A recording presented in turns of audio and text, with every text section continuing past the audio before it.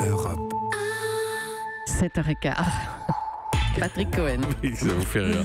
Le vrai faux, donc, avec vous, Géraldine Wassner, et la communication énergique du site Le Bon Coin. Le spécialiste des petites annonces poursuit son offensive sur le marché de l'emploi. Il vient de racheter la start-up Kudos, une application de recrutement pour jeunes diplômés, et tente d'attirer les entreprises à grand renfort de pub, comme celle-ci que vous avez sans doute entendue.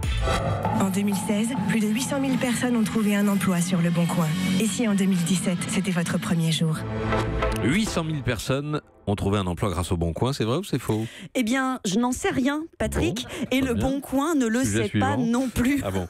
Car ce chiffre s'appuie sur une enquête légère. Un cabinet d'études a posé la question à 820 utilisateurs du site, dont tous n'utilisent pas les pages d'emploi. Avant d'extrapoler les résultats, ça donne ce chiffre impressionnant de 800 000.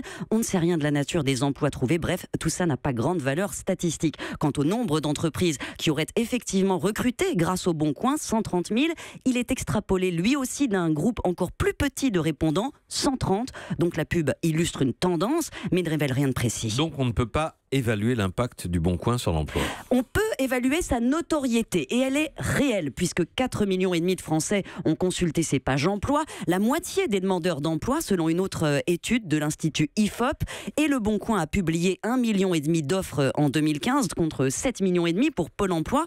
Maintenant, il faut se rappeler que sur la même période, l'URSSAF a enregistré plus de 24 millions de déclarations d'embauche hors intérim. 70% sont des CDD de plus d'un mois.